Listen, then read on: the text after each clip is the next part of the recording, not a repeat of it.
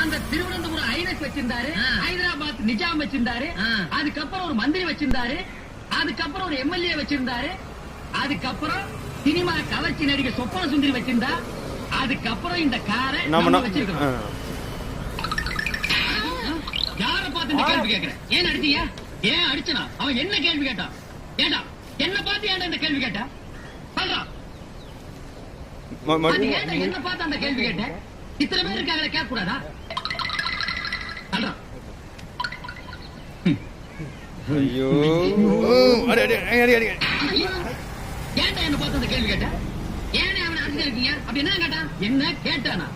காரை நம்ம வச்சிருக்கிறோம், இந்த காரை வச்சிருந்த சொப்பன சுந்தரியை இப்ப யாரு வச்சிருக்காங்கன்னு கேட்கிறான். அவளை யார் யார் வச்சிருக்காங்கன்னு கணக்கு எடுக்கிறதா என் வேலை? இல்ல இதுக்கு முன்னால அந்த வேலை பார்த்துட்டு இருந்தான். ஒரு வித்வான்